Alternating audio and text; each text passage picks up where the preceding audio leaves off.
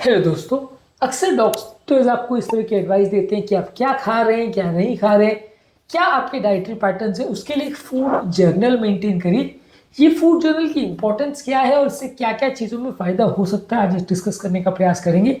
एक अलग वीडियो में इस फूड जर्नल में क्या क्या चीज़ें इंक्लूडेड होती हैं और क्या क्या चीज़ों पर ध्यान रखने की आवश्यकता है उस पर बात करेंगे। पर आज का फोकस ये रहेगा कि ये फूड जर्नल की इंपॉर्टेंस क्या है, क्यों हर व्यक्ति को चाहे बीमारी हो या नहीं हो, और खासकर अगर कोई पेट संबंधित या इस तरह की कोई फूड रिलेटेड प्रॉब्लम्स हो तो एक फूड डायरी मेंटेन करनी चाहिए, एक फूड जर्नल मेंटेन करनी चाहिए। इससे आपको काफ़ी कुछ बातें पता चलेंगी और बहुत सारी बीमारियों को मैनेज करने में मदद मिलेगी। आज इन सारी चीज़ों पर बात करेंगे ताकि हम रियलाइज़ कर सकें इसकी इंपॉर्टेंस और हम खुद के लिए भी एक जर्नल बनाने का प्रयास कर सकें।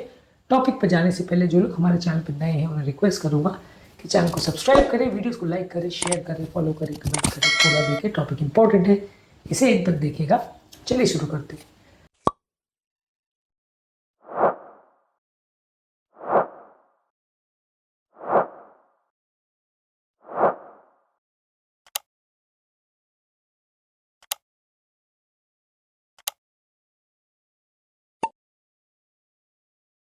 सबसे पहले आपको देखने की ज़रूरत है कि फूड का जो जर्नल है ये आपके लिए क्यों इम्पोर्टेंट है। फूड का जर्नल जो है बेसिकली अगर किसी व्यक्ति को डायबिटीज़ है तो वो ये देख सकता है कि किस पर्टिकुलर खाद्य पदार्थ को खाने के बाद उसके ब्लड शुगर वैल्यूज़ में क्या वेरिएशन आ रहे हैं, ब्लड शुगर के फ्लक्चुएशंस का आपके मील्स, आपके एक्सरसाइज और आपके फास्टिंग से क्या रिलेशन हो रहा है। आपके इंसुलिन और मेडिसिन को एडजस्ट करने में इसमें काफ़ी मदद मिलेगी।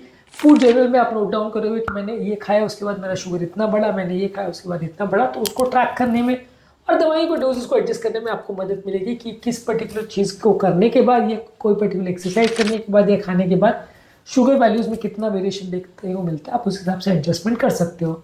इसके अलावा आपकी पेट की हेल्थ और सीबो यानी small intestinal bacterial overgrowth syndrome जो होता है उसके मैनेज में भी मदद मिलेगी। यदि कोई व्यक्ति किसी चीज़ को खाने के बाद उसको ज़्यादा ब्लोटिंग या गैस का एहसास होता है तो वो ट्रिगर फूड्स की लिस्ट बना सकता है कि ये चीज़ खाने के बाद आज मैंने ये खाया, मुझे आज ब्लोटिंग ज़्यादा हुई। 10 दिन के बाद उसने कुछ और खाया, उसके बाद ब्लोटिंग हुई, तो आप लिस्ट मिल जाएगी आपको कि कौन कौन से पर्टिकुलर चीज़ से आपको खाने में ज़्यादा तकलीफ होती है। इसके अलावा डाइटरी चेंजेस भी अगर आप यदि कर रहे हैं कि मान लीजिए आपने सडन डाइट में कोई चेंज किया, कि आपने खाने पीने पैटर्न में चेंज किया, तो उससे सुधार हो रहा है कि बिगाड़ हो रहा है। कीटाणुनाशक कोई दवा ली, एंटीबायोटिक दवा ली आपकी ब्लोटिंग और गैस की प्रॉब्लम के लिए, उससे फायदा हो रहा है कि नहीं। ज़्यादातर लोगों के साथ प्रॉब्लम क्या होती है कि लोग अक्सर चीज़ें भूल जाते हैं कि मेरी सिम्टम्स या मेरी प्रॉब्लम 3 महीने पहले कैसी थी और मेरा उस समय का कंडीशन कैसा था, मेरे को उस समय कितना ये प्रॉब्लम होता था, कितना ब्लोटिंग, कितना बेल्चिंग, कितना इशू होता था।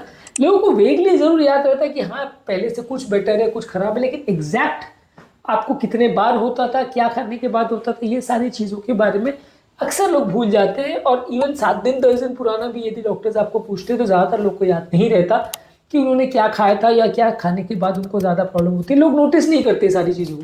डायरी यहाँ पे आपकी मदद करती है कि भले आपकी याददाश्त अच्छी है या बुरी है, आप डायरी में उसको नोट कर लेते हैं और डॉक्टर उसकी बेसिस पे जजमेंट ले सकता है कि क्या क्या चीज़ों से आपको फ़ायदा हो रहा है, कौन सी थेरेपी से फ़ायदा हो रहा है, कौन सी कीटाणुनाशक दवा से फ़ायदा हो रहा है, और उसके फूड इंटरेक्शंस और कॉम्बिनेशंस और आपके डाइजेशन पर उनका क्या इम्पैक्ट है उसको मॉनिटर करने में मदद मिलेगी। फूड एलर्जी में भी मददगार है। मान लीजिए किसी व्यक्ति को कोई फूड की एलर्जी है तो कौन कौन सी फूड की एलर्जीज है, ये क्या क्या कॉम्बिनेशन में फूड प्रोडक्ट्स है जिसके साथ आपको प्रॉब्लम हो रही है, क्या क्या क्रॉस कंटामिनेंट्स है कोई पर्टिकुलर चीज़ को खाने के बाद या कोई पर्टिकुलर चीज़ को एक्सपोजर के बाद बिना सोचे समझे या बिना जाने आपको एलर्जी का प्रॉब्लम हो रहा है, तो आप समझ पाओगे बेटर वे में यदि आप उसको लिख के रखोगे कि ये चीज़ आज मेरे को एलर्जी कर रही थी, तो आपको पता रहेगा अगली बार की पिछली बार ये चीज़ के बाद एलर्जी हुई थी, इस बार इससे हुई, तो 10 अलग अलग सर्कमस्टांस जिसमें आपको एलर्जी हुई तो आप उससे वो रिलेट कर पाओगे कि मेरे को क्या क्या प्रॉब्लम हो रही है और क्या चीज़ों से मैनेज करना में मदद मिलेगी, किससे नुकसान होगा। यानी एलर्जी वाले पेशेंट्स के लिए भी काफ़ी मददगार है कि क्या क्या चीज़ों में आपको एलर्जी हुई, आप नोट डाउन कर लीजिए और उसकी एक लिस्ट बना लीजिए, उसको फिर फॉलो करिए कि हाँ ये 10 चीज़ खाने से मेरे को एलर्जी हुई, ये 10 चीज़ करने से मेरे को एलर्जी हुई, ये 10 चीज़ करने से नहीं हुई, तो आपको पता चल जाए कि आपको कौन कौन सी चीज़ों से फ़ायदा है, किसको नुकसान है। डॉक्टर्स तो आपको रैंडम लिस्ट बताए थे जिसको आपको सुन के पता भी नहीं चलता कि यार इसमें मैं क्या क्या खाना छोड़ूं।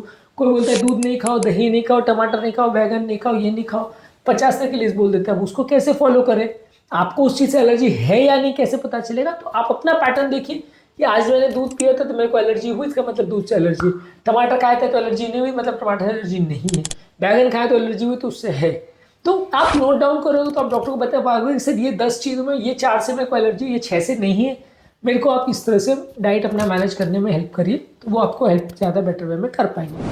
इसके अलावा आपके वेट मैनेजमेंट और मेटाबॉलिज्म में मदद मिलेगा। आप क्या खा रहे हो, कितनी मात्रा में खा रहे हो, आपको पोर्शन कंट्रोल और आपकी ईटिंग पैटर्न के हिसाब से भी मदद मिलेगी। इसके अलावा अगर कोई व्यक्ति इमोशनल या माइंडलेस ईटिंग करता है, ऐसा कोई पैटर्न है उसका है, तो उसको भी समझने में ये टेक्निक आपकी मदद कर सकती है। आप नोट डाउन करिए कब आपने क्या खाया, कितना खाया, कितनी मात्रा में खाया, कब आप इमोशनल हो कि आपने ज़्यादा खाया। तो ये सारी जो वेट मैनेजमेंट संबंधित इश्यूज है वो भी आपको पता चलते हैं। किस दिन आपने कितनी कैलोरी खाया, कितना पोर्शन खाया, किस दिन आपने क्या कारण से ज़्यादा खाया, किस दिन आपने क्या कारण से कम खाया, आपका डाइटरी पैटर्न क्या चीज़ों को देख के बिगड़ जाता है, आपका वेट लॉस का कंट्रोल क्या डाइटिंग करने से बिगड़ता है, क्या चीज़ें सुधरता है। तो ये पैटर्न को आप समझ पाओगे तो उसको अगली बार आप बेटर वे में यूज़ कर पाओगे और अपनी हेल्थ को बेटर बना पाओगे। अगर किसी व्यक्ति को वेट का प्रॉब्लम है तो उसमें भी सिग्निफिकेंट मदद मिल सकती है, खासकर कोई फास्टिंग या कीटो डाइट कर रहा है तो आपको फ़ायदा मिल सकता है। इसके अलावा आपकी एक्सरसाइज की परफॉर्मेंस को भी आप जज कर सकते हो। आपने कितनी एक्सरसाइज की, क्या चीज़ों को खाने से आपका वर्क एफिशिएंसी इंप्रूव हुई, क्या चीज़ों को खाने से खराब हुई, क्या चीज़ों से आपका परफॉर्मेंस कौन से मैक्रोन्यूट्रिएंट से बढ़ता है, किससे कम होता है, कितने पानी की आपको ज़रूरत है। इलेक्ट्रोलाइट बैलेंस मॉनिटरिंग के लिए भी आपकी मदद कर सकता है कि आपने सारे सिम्टम्स और लक्षणों को, क्या चीज़ों को खाने के बाद क्रैम्प हुआ, पानी कितना पीने के बाद क्रैम्प हुआ, कितने से नहीं हुआ, कौन सा इलेक्ट्रोलाइट वाटर पीने से आपको दर्द हुआ, किससे नहीं हुआ। तो ये सारी चीज़ों को मॉनिटर जब आप करोगे तो अपनी एक्सरसाइज परफॉर्मेंस और एक्सरसाइज ऑप्टिमाइजेशन में भी आपको मदद मिलेगी कि कितना आपको एक्सरसाइज करना है, कौन सी एक्सरसाइज करना है, कितना पानी पीना है, कितना इलेक्ट्रोलाइट लेना है, क्या खाना है। वो सारी चीज़ों को आप खुद ही ट्रैक कर पाओगे कि ये पर्टिकुलर चीज़ करने के बाद मुझे फ़ायदा होता है, इससे नुकसान होता है, तो आप उसको मेंटेन कर पाओगे। मेन इशू जर्नल बनाने का ये है कि आपको याद रहेगी चीज़ें कि आपको क्या क्या चीज़ों से प्रॉब्लम होती है, क्या क्या चीज़ों से नहीं होती। आप उसका एक लिस्ट बना पाओगे और उसको लॉन्ग टर्म यूज़ कर पाओगे। जब जर्नलिंग की हैबिट आपकी रहेगी तो लॉन्ग टर्म वो डेटा आपके पास रहेगा जिसको आप फ्यूचर में भी कई सालों बाद भी यूज़ कर सकते हो। नई हैबिट रहेगी तो आप सब भूल जाओगे और फिर बाद में 6 महीने बाद या साल भर बाद किसी को भी याद नहीं रहता कि क्या चीज़ से प्रॉब्लम हुई थी, क्या चीज़ से प्रॉब्लम नहीं हुई थी। अनलेस वो प्रॉब्लम बार बार हो रही है तो याद रहेगा, पर अदरवाइज ज़्यादातर लोग इसमें भूल जाते हैं। इसलिए चीज़ों को याद रखना ज़रूरी है। इस जर्नल में आप क्या क्या चीज़ें रख सकते हैं, क्या खाया, किस टाइप का खाना खाया, किस टाइम पे खाना खाया, कौन से फूड लिए, कौन से बेवरेजेस लिए, उसके बाद ब्लड शुगर अगर आप देखना चाह रहे हो तो ब्लड शुगर कितना रहा, क्या चीज़ों को खाने के बाद क्या सिम्टम्स हुए, क्या एनर्जी लेवल थी, क्या एलर्जी हुआ। इसके अलावा एक्सरसाइज करने में क्या प्रॉब्लम हुई, क्या फ़ायदा हुआ, क्या चीज़ से नुकसान हुआ, कौन सी चीज़ों को खाने के बाद एक्सरसाइज कैपेसिटी बढ़ी, किसको खाने से कम हुई, किस चीज़ों को खाने के बाद आपका मूड बेटर रहा, किस चीज़ को खाने के बाद मूड खराब रहा। ये सारी चीज़ों को भी आप समझ सकते हो। कौन कौन सी ऐसी चीज़ें हैं जो आपके साइकोलॉजिकल प्रॉब्लम्स को बढ़ाती है, कौन कौन सी चीज़ें साइकोलॉजिकल प्रॉब्लम्स को कम करती हैं। ये सारी चीज़ों को आप एक बेटर वे में समझ पाओगे। ज़्यादातर कोशिश करिए कि आप एक रियलिस्टिक फूड जर्नल बनाइए। बहुत ज़्यादा डिटेल लिखने की ज़रूरत नहीं है, लेकिन हाँ जितना पॉसिबल आप लिख सको उतना आपकी मदद मिलेगी। जितना पॉसिबल आप अपने फूड को डिस्क्राइब कर सको, कॉलम वाइज बना लीजिए। जितना आप फूड को लिख सको या उसको डिस्क्राइब कर सको, अपनी आदतों को, अपने हैबिट्स को, अपनी इन्फ्लुएंसिंग चीज़ों को आप लिख के डिस्क्राइब कर सको, उतना आपकी मदद मिलेगी और आप उतना बेटर वे में अपनी हेल्थ को मैनेज कर पाओगे। आप इस मामले में किसी एप्लीकेशन का प्रयोग कर सकते हैं, किसी नोटबुक का, किसी स्प्रेडशीट का, किसी एक्सेल शीट का प्रयोग कर सकते हैं और बाद में उसे आप एक्सेस कर सकते हैं डे टू डे बेसिस पे। और उसके पैटर्न को ग्रेजुअली देखिए भी कि कहाँ पे आपको क्या प्रॉब्लम हो रही है, किस चीज़ को खाने के बाद या करने के बाद आपको फ़ायदा हो रहा है, किससे नुकसान हो रहा है। रेगुलरली उसके पैटर्न को देखते हुए रहिए। आपने खाली फूड चार्ट बना लिया और 10 साल के लिए बना के रख लिया और कभी उसको देखा नहीं तो कोई मतलब नहीं है। रेगुलर बेस पे, मंथ टू मंथ बेस पे समझने का प्रयास करिए कि क्या चीज़ों से अच्छा लग रहा है, क्या चीज़ों से बुरा लग रहा है, और उसकी मैनेजमेंट के लिए डॉक्टर की मदद भी ले सकते हैं। डॉक्टर भी समझ पाएंगे बेटर वे में भी कि क्या आपके लिए करना अच्छा है, क्या आपको करने से नुकसान होगा, क्या चीज़ों से आपकी हेल्थ बेटर होगी और क्या चीज़ों से आपकी हेल्थ बिगड़ेगी। आज का टॉपिक में हमने बात करी फूड जर्नल की इंपॉर्टेंस क्या है और आपकी हेल्थ में भी किस तरह से कंट्रीब्यूट करता है और क्यों हर व्यक्ति को फूड जर्नल बनाना चाहिए, फूड जर्नल कैसे बनाना है और क्या क्या चीज़ों को जॉट डाउन करना है। इसको एक अलग वीडियो में हमने डिस्कस किया, उस वीडियो को भी जरूर चेकआउट करें। टॉपिक एंड करने से पहले जो लोग हमारे चैनल पर नए हैं उन रिक्वेस्ट करूँगा कि चैनल को सब्सक्राइब करें, वीडियोज़ को लाइक करें, शेयर करें, फॉलो करें, कमेंट करें, पूरा देखें।